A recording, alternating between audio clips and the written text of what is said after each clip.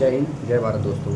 आज बात करेंगे एक ऐसे विषय के ऊपर में, एक ऐसे पुरुष के बारे में, एक ऐसे महापुरुष के बारे में जो इस पे बात करना हमारा उचित धर्म है, और एक ऐसे विषय के बारे में बात करेंगे जो काफ़ी तार्किक है, काफ़ी वैचारिक है और सोचने वाली बात है। तो बात करेंगे एक ऐसे महापुरुष के बारे में, एक ऐसे आदर्श व्यक्ति के बारे में, एक ऐसे प्रेरणा स्रोत के बारे में, यानी देश के राष्ट्रपिता गांधी जी के बारे में, जिन्हें हम सब प्यार से बापू कहते हैं। और ये विषय है आज का कि राजघाट में क्या रखा है। मैं आपके लिए पहला सवाल ये आपके सामने रखता हूँ कि राजघाट में आखिर क्या रखा है। लोग क्यों राजघाट जाते हैं? आखिर ऐसा राजघाट में क्या है कि आप गांधी को, यदि आपको गांधी को देखना हो, या गांधी एक तरीके से आपको गांधी के बारे में ही कुछ चाहिए, तो लोग राजघाट जाते हैं। ऐसा क्यों? देश का हमारा प्रधान हो या कोई बाहर से आया अतिथि, वो राजघाट पे जाता है, बापू की समाधि स्थल पर जाता है, वहाँ फूल चढ़ाता है, वहाँ बापू को एक तरीके से उस बापू के देहरी पे अपनी उपस्थिति लगाता है, और वो भी साल में 2 बार, बार बार नहीं जाता है। ना कोई अतिथि आता है बार बार, और हम भी जाते हैं तो कि बड़ा ये खेद की बात है कि हम लोग भी छुट्टियां मनाने जाते हैं। कहाँ? राजघाट। लोग घूमने आते हैं, राजघाट क्या घूमने की जगह है? अच्छा, आखिर ये है कि राजघाट क्यों जाते हैं? वहाँ ऐसा क्या बापू का है कि आप राजघाट जाते हैं? समाधि स्थल, वो समाधि स्थल जो एक राख के नीचे एक ऊपर स्तंभ बना हुआ है, वो आपसे क्या कहता है? आप उससे क्या सीखते हैं? आप वहाँ जाकर क्या करते हैं? ये सवाल है आपके लिए, ये सोचने की बात है कि आखिर हम राजघाट क्यों जाते हैं। उपस्थिति दर्ज कराने कि बापू मैं आपकी देहरी पर आ गया, या बापू मैं आपका भगत हूँ और आपसे मिलने आ गया।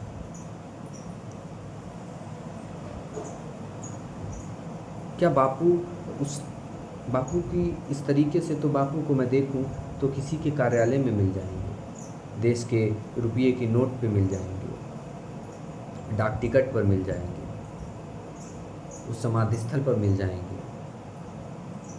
किसी चौराहे के चबूतरे पर बनी गांधी प्रतिमा के रूप में मिल जाएंगे। हम कहीं भी तो जा सकते हैं यदि उस समाधि स्थल पर जाएंगे। आखिर वो समाधि स्थल हम क्यों चुनते हैं और क्यों जाते हैं? बड़ा संशय होता है इस बात से। ये बात सच है कि लोग वहाँ जाते हैं यदि उन्हें गांधी के स्थानों के बारे में, या स्थानों या गांधी स्थान पर उन्हें जाना होता है, तो वह राजघाट का चुनाव करते हैं। आखिर क्यों?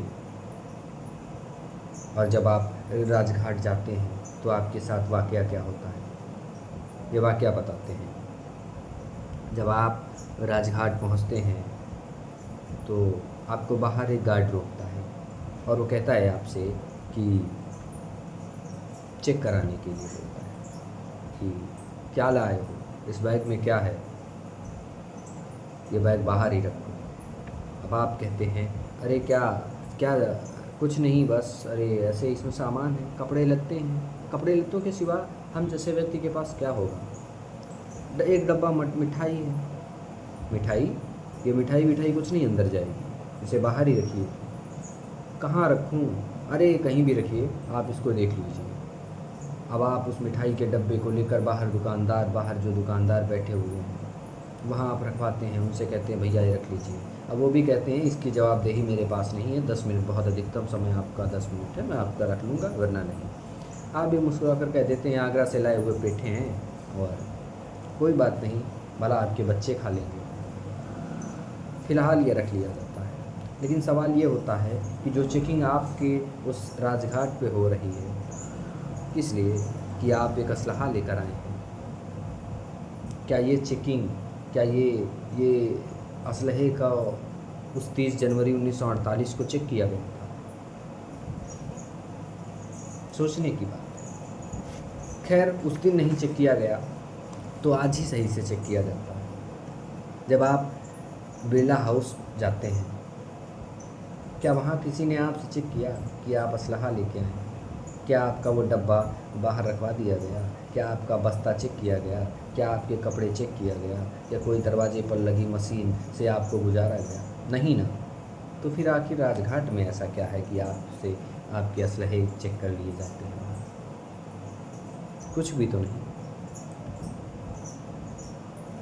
और बिरला हाउस में जो 14 दफ़ा, लगभग 14 दफ़ा गांधी जी उस बिरला हाउस में ठहरे, और लगभग वही 44 दिन 44 दिन अपने जीवन के अंतिम दिन उस बिरला हाउस में गुजारे, जहाँ उनका चरखा पड़ा है, जहाँ उनकी वो लुटिया पड़ी है जिससे पानी पीकर वो प्रार्थना समाज को जाते थे, वो प्रार्थना स्थल पर जाते थे। वहाँ उनके चश्मे की एक टूटी हुई, क्या बोलते हैं उसको, वो कलम, ये चश्मे की जो भी कमानी, चश्मे की कमानी, वहीं चश्मे की कमानी पड़ी हुई, वहीं ऐसे गिरे, यहीं गोली लगी, हाय राम, सब कुछ तो वहाँ है। आखिर वहाँ क्यों नहीं जाते? क्या वहाँ देखने जाते कि गांधी को गोली कहाँ लगी, कि गांधी कहाँ मरे, गांधी ने कहाँ हरे राम कहा? कुछ भी तो नहीं। आपने समाधि स्थल पर गए और 2 फूल अर्पित कर दिए और हरे राम हे राम कह दिया, हो गया गांधी के द्वार पे उपस्थिति। क्योंकि जिस व्यक्ति से जिंदा होने से सरकारें डरती हैं, उस आदमी के मरने से भी या मरी हुई उंगलियों की छाप से भी सरकारें डरती हैं। देश का प्रधान क्यों नहीं जाता? आया हुआ अतिथि वहाँ क्यों नहीं ले जाया जाता? क्योंकि वहाँ आपको लज्जा नहीं आएगी, वहाँ आपसे कोई कुछ कहेगा नहीं, वहाँ आपसे कोई सवाल नहीं करेगा, इसलिए आप नहीं जाते। और राजघाट पर देखिए तो जो समाधि स्थल पर लगा हुआ चमकीला शिलालेख है वो कैसा चटकीला है, ज़रा फर्श तो देखो कैसे चमचमा रहा है। बारिश में कोई अच्छा खासा भला आदमी गिर जाए, वो भी बिना काई के।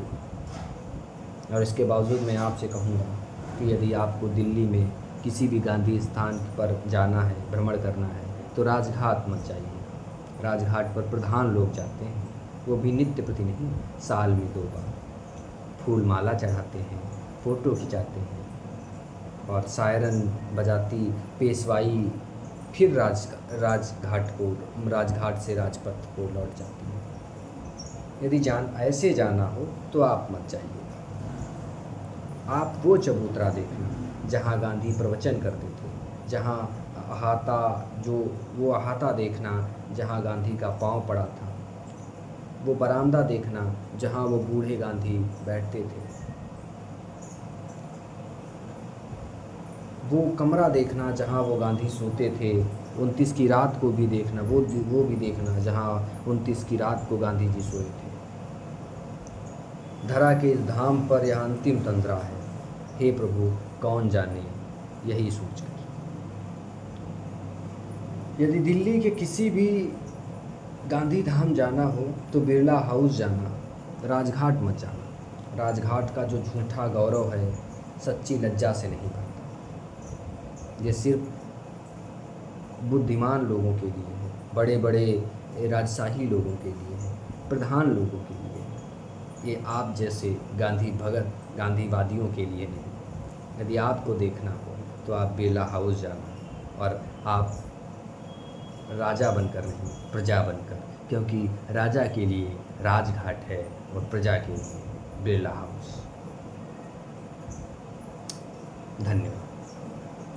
यदि अच्छा लगा तो मत अपनी ज़रूर व्यक्त करिएगा, और यदि कुछ गलतियां हैं तो उन्हें ज़रूर बताइएगा। और आपके लिए कुछ ना कुछ बेहतर, कुछ ना कुछ अच्छा, कुछ ना कुछ तार्किक, कुछ ना कुछ वैचारिक ज़रूर आता रहेगा। ऐसे ही चर्चा करते रहेंगे, परिचर्चा करते रहेंगे, और बहुत ही कुछ अच्छा आपके समझ आएगा। धीरे धीरे जो ये आपका यूट्यूब का एल्गोरिथम है, इसको थोड़ा 2-4 वीडियो के बाद में कुछ बेहतरीन आएगा, जो हम लोग एक अच्छे रूप से बात करेंगे, सार्थक रूप से बात करेंगे। तब तक के लिए शुक्रिया, धन्यवाद।